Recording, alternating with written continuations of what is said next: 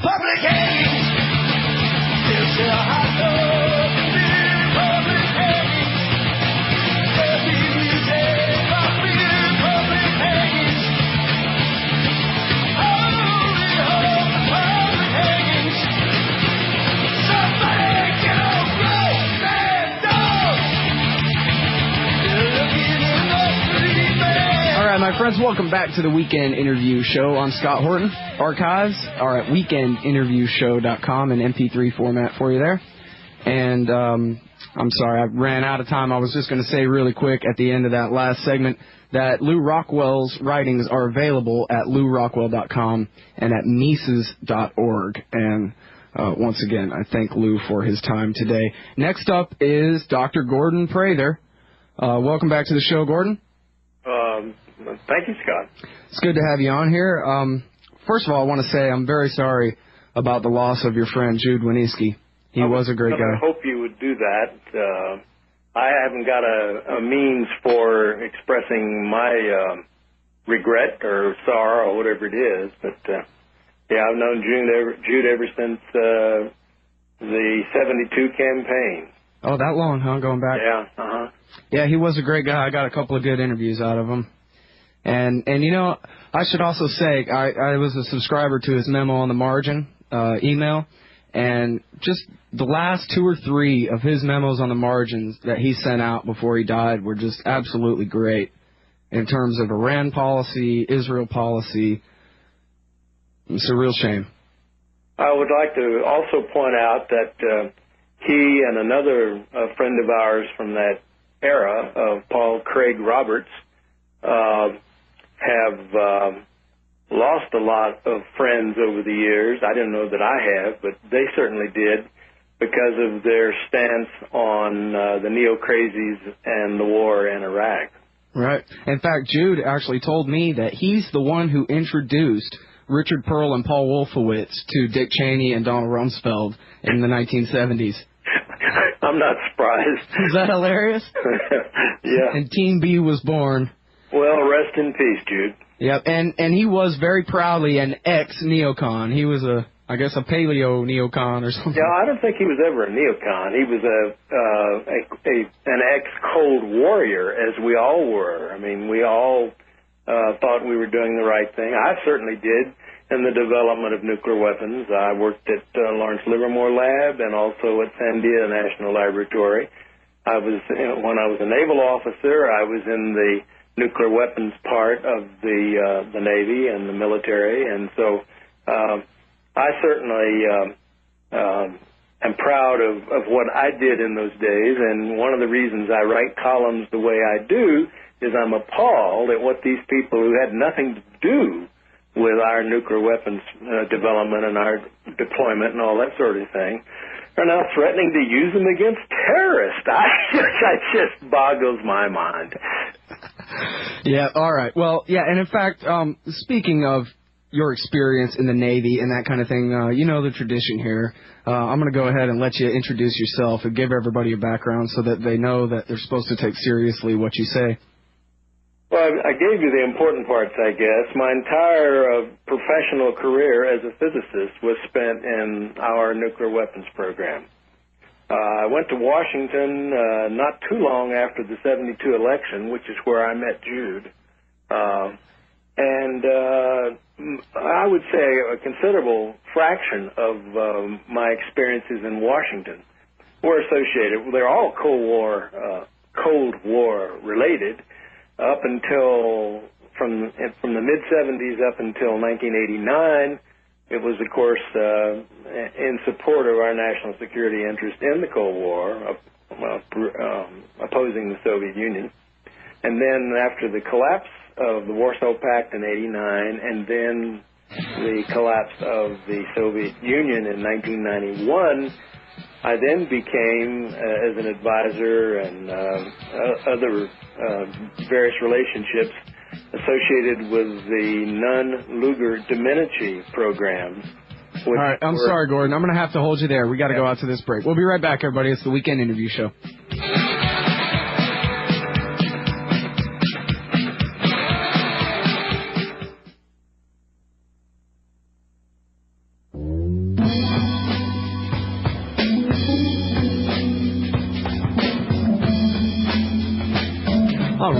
friends. Welcome back to the Weekend Interview Show. I'm Scott Horton, and I'm talking with my friend Gordon Prather. Dr. Gordon Prather to you. He writes for antiwar.com and for WorldNet Daily. He's got an article on antiwar.com right now called Neo-Crazies Foiled. And real quick, before we get into the heart of the substance of the matter here, Gordon, you worked at Lawrence Livermore National Laboratories, Sandia National Laboratories, served in the United States Navy, and you were an advisor to Senator Pete Domenici, all of this stuff involving nuclear weapons, correct? And I also was a legislative assistant to Senator Henry Bellman during the Carter years. Okay.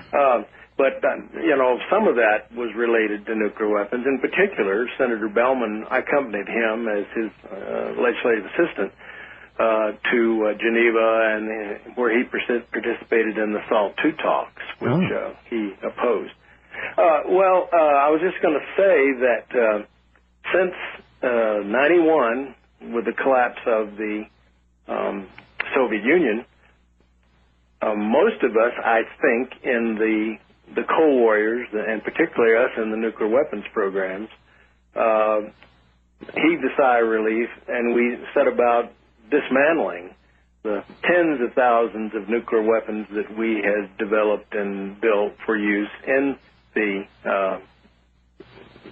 what we expected to be a big ground war in Europe. And the Russians did exactly the same, except they didn't really have enough money and so to do it. And so Senators Nunn, Lugar, and Domenici all decided that it was in our national interest to help them do that, to get rid of these tens of thousands of battlefield nuclear weapons. Okay, that's where we learned that, people like me and Craig and others, learned that the neo-crazies were marching to a different drum, and had been apparently all the time. They felt cheated that we hadn't had an all-out nuclear war in Europe, and they were aghast that we were going to pay for the Russians to dismantle all these nuclear weapons that they inherited from the old Soviet Union.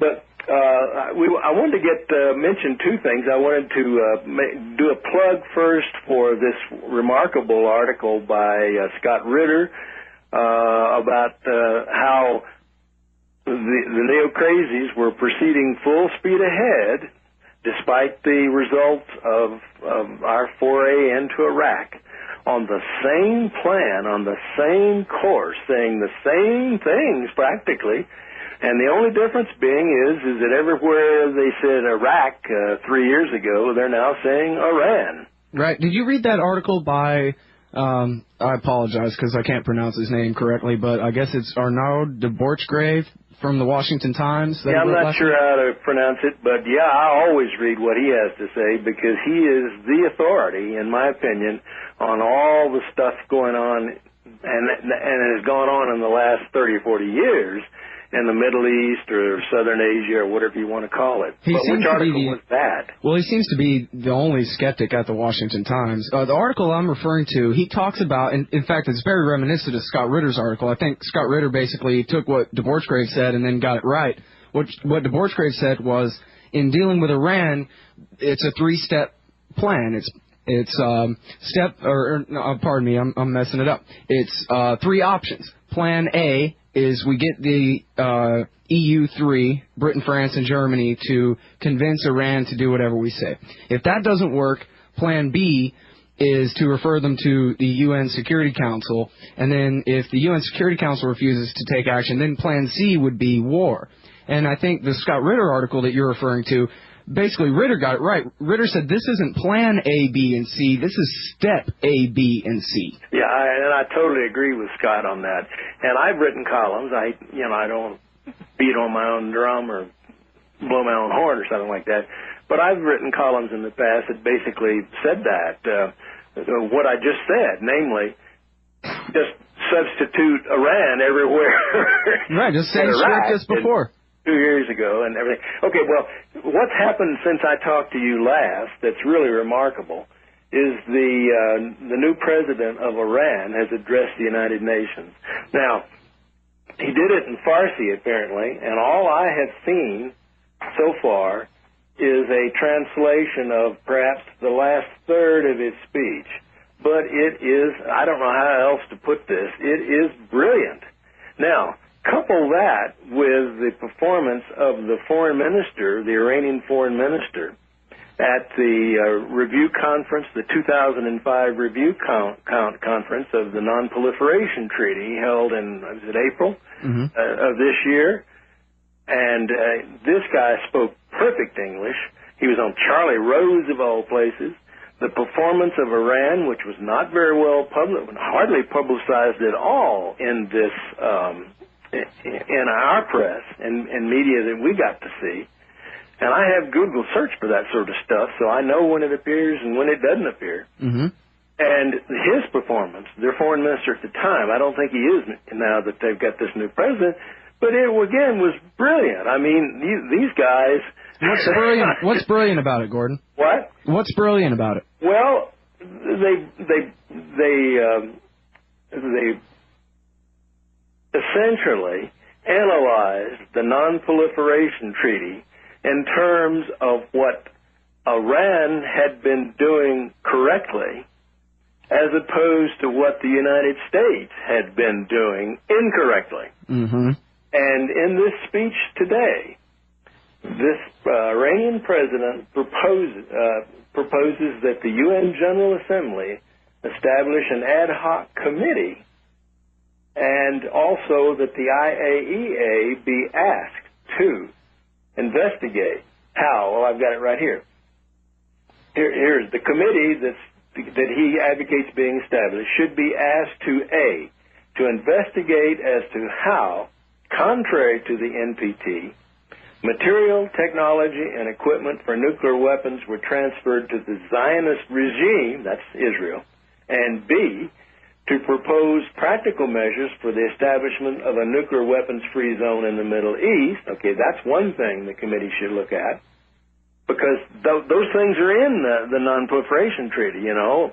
And then the other thing that he wants them to look at is to do an analysis, a step-by-step analysis of how the United States principally, but some European countries, have denied Iran and other countries their inalienable rights under the Non-Proliferation Treaty to peaceful nuclear technology, which is what we're doing right now.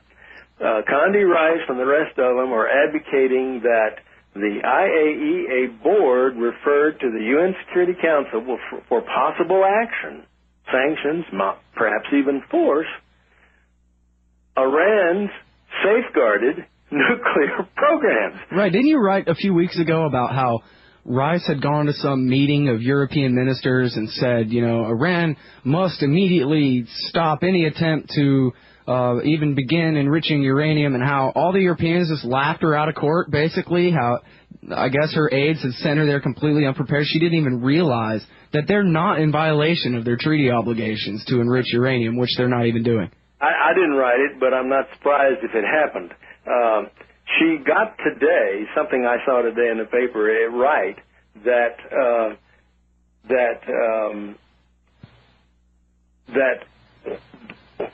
the only thing that the Security Council could, under the present legalistic rules and things like that, the only thing that the Security Council could consider as to whether or not Iran's nuclear programs were a threat to the peace in the region. That's in the Charter, the UN Charter, Chapter 7. I forget which article it is. I think it's 39, maybe.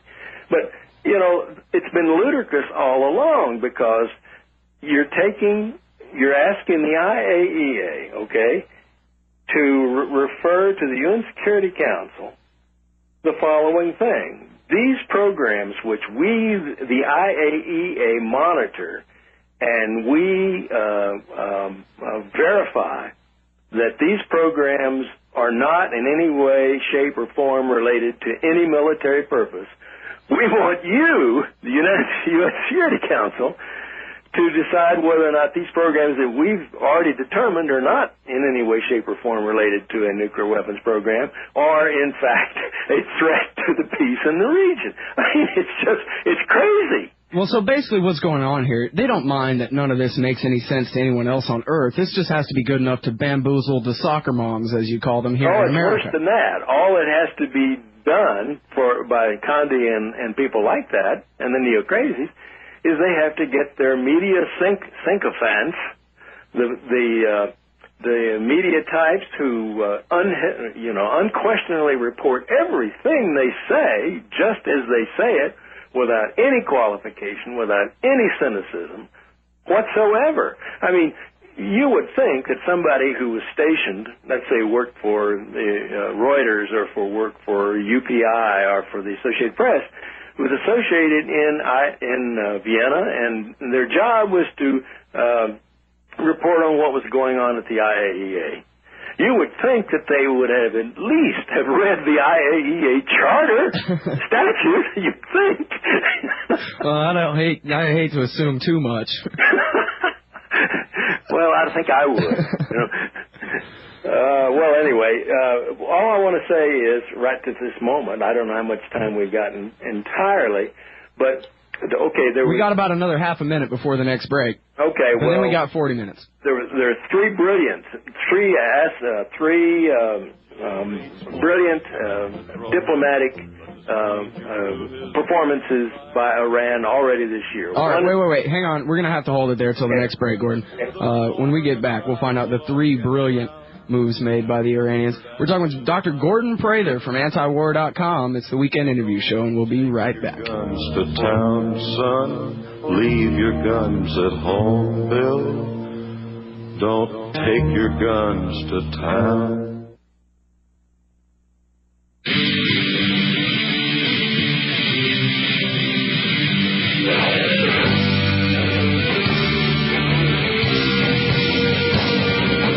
All right, my friends, welcome back to my Weekend Interview Show. I'm Scott Horton, and I'm talking with Dr. Gordon Prather. He knows everything there is to know about how to fuse hydrogen atoms together, and he also knows, all kinds of things about Iran, their nuclear program, all of the various international treaties and agreements that apply in this case, and the neoconservatives and their attempts to basically paint Iran into a corner, or maybe paint us into a corner where we have to attack that country that has never attacked us. And as we went out to break, Mr. Prather, you were talking about, Dr. Prather, you were talking about the three major successes or brilliant moves that the Iranians have made this year. Okay, first of all, let me say that it doesn't, I think it's humorous in a way. What's the word for when it's tragic, maybe, I don't know. When you compare our diplomatic performance on those three occasions with that of the Iranians, you're used to thinking of any statement by the Iranians as being something by Osama bin Laden that's irrational and got all of this garbage that has nothing to do whatsoever with the subject at hand. But the Iranian performances in three areas, and let me tell you again what they are. The first was the 2005 review conference for the Non-Proliferation Treaty, which was held, I think it was in April, almost all the month of April. What the United States did was to essentially scuttle, or attempt to scuttle, the Non-Proliferation Treaty and the process of these review conferences, which are held every 5 years. Because at the 2000 conference, which was when Bill Clinton was still president, he got in our name, in the name of the people of the United States, he agreed essentially to nuclear disarm, which of course I'm not a nuclear weapons, to get rid of all of our nuclear weapons, which of course I think is stupid, but Bill Clinton did it in 2000. And he did a number of other things, committed us to things that not to attack countries like Iran that don't have nuclear weapons with nuclear weapons. You know, he reaffirmed that promise. It's in the treaty and all that sort of thing.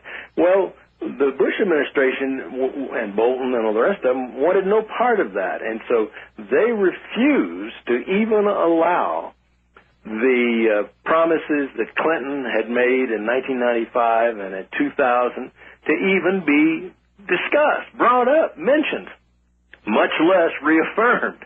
And so our representatives were busy trying to undo what they considered to be the damage of Bill Clinton, whereas the Iranian representatives were leading the charge of the nuclear, of the non-aligned members that are signatories to the treaty to implement those promises that Clinton and Blair and other people had made in 1995 and in 2000. Okay, so and then, as I say, the Iranian foreign minister appeared on Charlie Rose, of all places, and just really did a brilliant job of explaining what the Iranians were up to at the Non-Proliferation Treaty. Okay, that's the first time. The second occasion was the note verbale, or how do you pronounce that? verbale, that the Iranians sent on August the 1st, just before August the 1st, to the IAEA Board of Governors, alerting them to the fact that, in their opinion, essentially the negotiations that they had been engaged in with the European Union, with the Brits, French, and Germans representing claiming to represent the European Union, although there's some doubt among quite a few members of the European Union whether or not they had any business claiming that they were representing the European Union. But at any rate, these negotiations had been going on since 2003, and in the opinion of the Iranians, as expressed in their note to the IAEA, which is available on the IAEA website, you can go there and look at it, and I've got the URL cited in one or two of my columns. But at any rate, they said, look, these negotiations don't appear to be going anywhere. We sent the European Union on March 23rd, 2005, an exhaustive proposal, including a number of objective guarantees that our program was going to be completely peaceful. And in particular, we volunteered not to ever, or at least not far in the foreseeable future, to ever try to reprocess spent fuel elements and recover the plutonium from them. Okay, and basically all we're going to do is we're going to enrich uranium, and we promise to do it subject to IAEA safeguards, continuous monitoring of IAEA safeguards on the site so that they can see that we are not enriching that uranium to a high level, that we're not making highly enriched uranium, and furthermore, to make sure that we don't cheat and put the 3% or 4% enriched uranium aside. 20 seconds. I'm sorry. Well, at any rate, okay, I'll just have to stop here for a moment. Okay. We'll go step 3 when we get back from this break. All right, folks, it's the Weekend Interview Show. I'm talking with Dr. Gordon Prather from antiwar.com and WorldNet Daily. We'll be right back.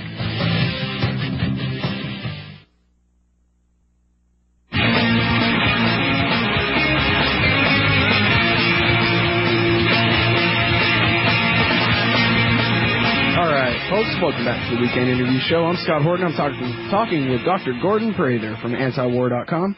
And before we went out to the break, you were describing the 3 PR coups that Iran has scored this year. The first one being the way they stood up to the United States at the 2005 NPT review conference.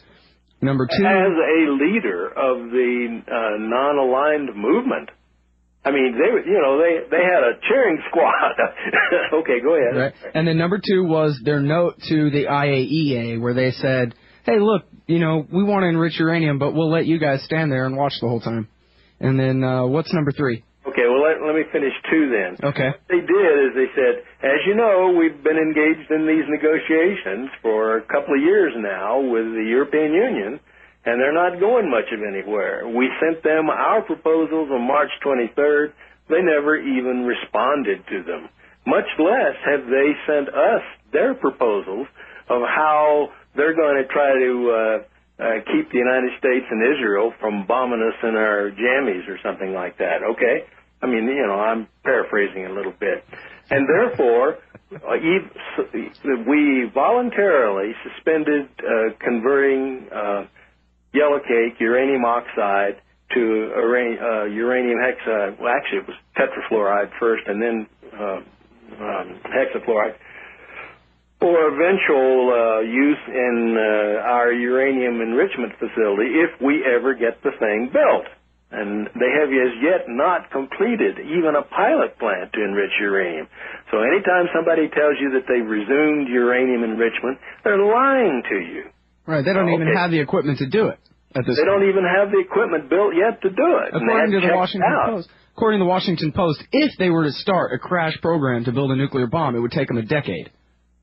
And that's assuming that they can get all these things to work. But I don't know how much time we got, but we'll come back to that. But anyway, so the reason they wrote this letter on August the 1st to the IAEA Board of Governors was to say, look, we're going to we voluntarily suspended our conversion of yellow cake to gas, and therefore, and since that's it's a safeguarded activity, and you've got some seals on it at the present time, we want you to install whatever equipment you need to do because we're going to resume the conversion of yellow cake into hexafluoride. Okay? That was the reason they sent this letter, and they gave their reasons for why they were doing it to the IAEA Board of Governors. Okay? Now, I have not seen that letter and the substance of it reported anywhere in the Western media. What I'm telling you right now is what I know from reading that at the IAEA website. So that didn't even make the British press? I haven't seen it anywhere. Google can't find it. Jeez. Maybe you guys can find it somewhere, but if you Google it, the only thing you're going to come up with is my columns. Okay, right. Now, so that was a coup by a diplomatic coup, not a public relations, because they're getting bad public relations. Nobody is publishing their side of this at all. Now, I'm an American. I'm a red-blooded American, and it really pains me when every time I see a statement by one of our weenies, Condi Rice or somebody like that, it is full of things that I know are not true and that they know are not true, that are either lies or misleading. And yet when I read these official documents by the Iranians or when I watch their foreign minister on Charlie Rose, so far as I can tell, everything he says is true. There are no misleading statements. There are no lies. Well, maybe they are, but I don't know that. Okay, now the third coup, of course, diplomatic coup, is this address by this new what some people in this country would try to claim is a terrorist, the new president of Iran. He gave this speech in Farsi. Apparently he doesn't speak English, or at least not very well. And it is, I can't see anything wrong with the nuclear parts. All I've been able to find is maybe the last third of the speech in English. And this is about the nuclear parts. And here's the brilliance of this proposal that the Iranian president has made to the United Nations. He said, look, we are willing to have joint ventures, to have Western companies and Chinese companies and Russian companies jointly construct and operate these uranium enrichment facilities that we want to build, and all we want is that the facility be in Iran, so that one of these days when our reactors need new fuel and we go out to try to buy some more fuel, that we won't have the United States or Israel or somebody preventing us from getting fuel. Now, you say, well, that couldn't happen. But it has happened already. It's happened to India and Pakistan, and I think there have been contracts that Iran entered into that have been abrogated because we, the United States, stepped in and strong-armed whoever it was that was signing those contracts. In particular, in 1995, President Bill Clinton got the Russians to cancel a contract to produce, to supply a turnkey uranium enrichment plant, very much like the one that the Iranians are now trying to develop on their own. We actually did that. Now, that was the Indians, right? That was the deal between the Russians and the Indians. No. The one I just mentioned. Oh, with Iran. Said it wrong. It was Iran. Oh. The Russians had agreed in the early 90s to produce a turnkey uranium enrichment plant in Iran. And Clinton, and I don't remember, I don't think Albright was yet Secretary of State, but Bill Clinton, and essentially in violation of the Nuclear Non-Proliferation Treaty, strong-armed, I guess it was Yeltsin, into canceling that deal. Now, he also tried to get them to cancel the reactor that they're building at Bushehr. The Russians are building a reactor at Bushehr for the Iranians. And they're going to supply the fuel for it, and then they're going to take the fuel back. And so they basically are going to own the fuel that's in that reactor. The Russians will. Mm-hmm. And my view is that that's probably what will come to pass in the near future, and that is that the Russians, and perhaps with Chinese assistance, will get contracts to build more reactors in Iran, and that there will not be a spent fuel reprocessing facility built in Iran, but there will be a uranium enrichment facility built in Iran, very similar to the one that Clinton got the Russians to cancel, which is also very similar to the one that the Iranians are now trying to build. Now, the thing that's significant about why it's Russia is that for some reason or other, Russia still uses the first-generation aluminum rotor subsonic system for producing enriched uranium. The Russians do. Mm-hmm. Europeans, the commercial Europeans, they're up to the sixth generation using supersonic composite rotors and things of that nature. Okay.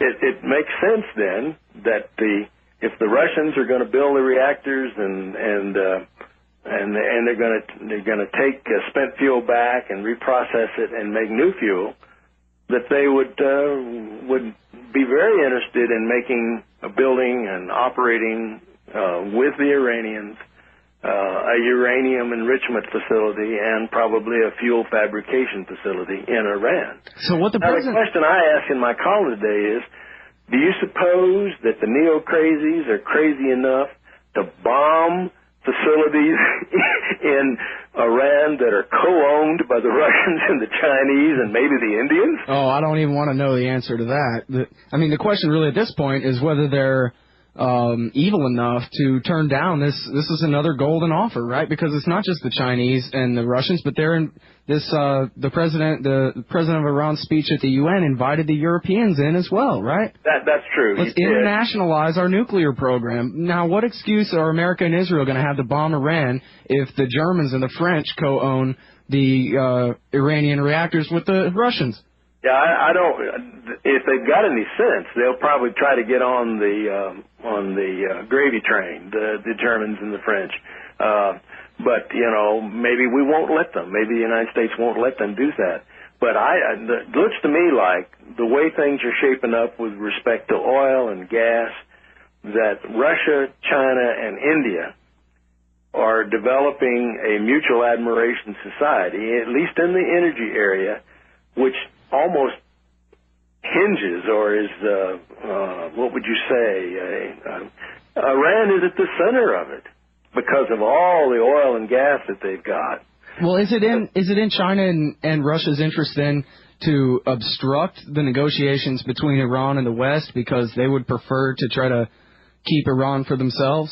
Well, to their credit, they haven't appeared to do that up until now. Okay. All they've essentially said is, we very strongly object. This is Russia, China, and India object to this Condi Rice proposal to take the peacefully, the safeguarded, and I can't stress that anymore, take a program that the IAEA inspectors have been looking at for 2 years, going everywhere they could, and they've said they can't find any evidence whatsoever, no indications is the way they put it, that there's of a nuclear weapons program. It's all, as best they can tell, perfectly peaceful. Okay, that's the IAEA inspectors themselves reporting that to the IAEA. Now, how in the world can the IAEA board now refer those programs, IAEA inspected and blessed, to the Security Council as being something that threatens the peace and security of the world? I mean, and the illogic of that seems finally to have at least occurred to Condi Rice, but the people that are, the media types don't seem to have even noticed it yet.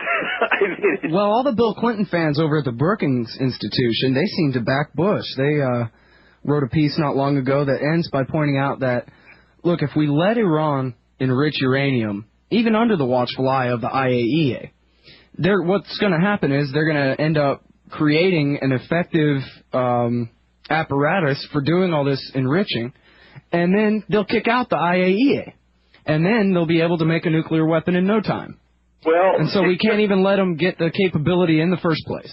Okay, I shouldn't go off on a different tangent, but one of the reasons that anybody who knew anything about the uranium mines in Niger, this is back to the Niger uranium and all that sort of thing, who knew that the article, the so-called intelligence that we had or the Brits had or somebody had to be false, was because the uranium mines are operated, that first of all, they're safeguarded. The IAEA inspectors are there, okay? Mm-hmm.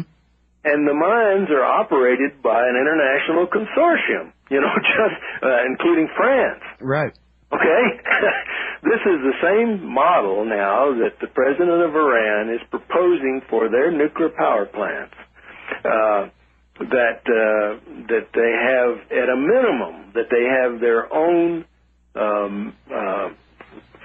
factories in Iran capable of producing fuel for those reactors, so that one of these days, when they're about out of fuel, that the United States or somebody doesn't do the same thing to them that the United States has done to India and Pakistan. Okay. So basically what you're saying is Iran would have to find a source of fuel outside their country to buy it. Well, or they're trying hard now to develop their own resources so that they won't have to. Your point, Scott, is that if you've got a facility, suppose you've got a uranium enrichment plant that was built mostly by the Russians, it's not obvious that the Iranians would ever be capable of building a 50,000 unit gas centrifuge cascade that could produce 3 to 5% enriched uranium. That ain't easy. It took the Pakistanis a long time before they were able to do it. And essentially what they did, the Pakistanis, is they decided that the aluminum rotor technology was too difficult to do, and so they went to the next stage. And essentially they sold their aluminum stuff as junk. The AQ Con network, in many respects, was a secondhand auto dealer operation or something like that. And the Iranians and the Libyans bought a bunch of this stuff and are still yet to make any of it work. I mean, the Libyans never even tried. They didn't even have a complete set of components to put together even a few centrifuges. Well, at least Iran has done that. They reportedly have something like 2,000 of them that they've completed so far. But they don't know whether or not they work or not. I mean, these things operate very high subsonic speeds. And what happens is frequently they shatter. The rotors shatter when they're made of aluminum. Well, anyway, I got off the subject there. But the point is that I think is that I don't, it looks to me like the Iranians have scored a diplomatic coup of the first magnitude. And incidentally, it looks to me like the North Koreans are well on their way to scoring a diplomatic coup. Well, we're going to have to hold North Korea to the last segment. But real quickly on Iran, Bush says over and over, yeah, but they kept secrets. Sure, the IAEA is going around now, but Iran lied and lied and lied before, and they were caught. And so that's why we know we can't trust them. They kept secrets, but I don't know where President Bush gets where he gets his information on their lying and lying and lying. What happened, and they say this, the Iranians actually say this, they said it in their presentations at the 2005 NPT conference. They said it in this note to the IAEA on August the 1st. I think the president of Iran even today said it, is that they did keep a lot of their activities secret because they didn't want the United States finding out about them, and because it's the only way they could function. But that was only until they signed the additional protocol, their safeguards agreement, right? Correct. They were under no obligation. The vast majority of the things that they kept secret, quote unquote, they were under no obligation to tell anybody about. All right, hang on right there. We'll be right back, everybody, with Gordon Prather from antiwar.com.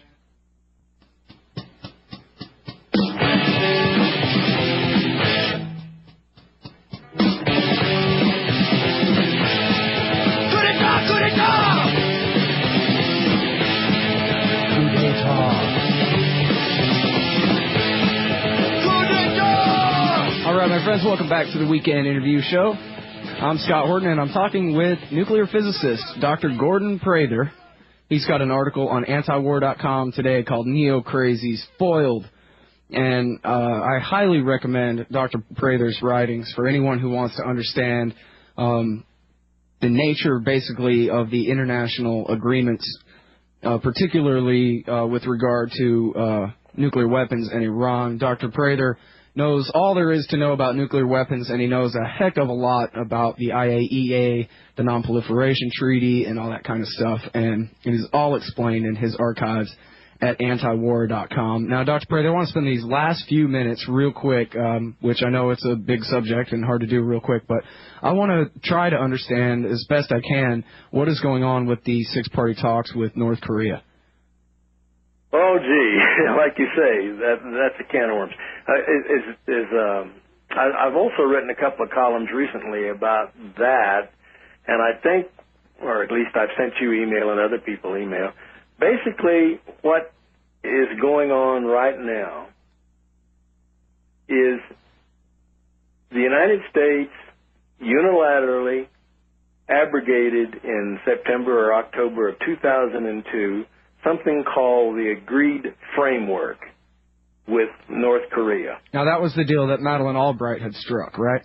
I don't remember. The negotiator was a guy named Bob Gallucci, who was one of our better negotiators and one of the better guys in the Clinton administration.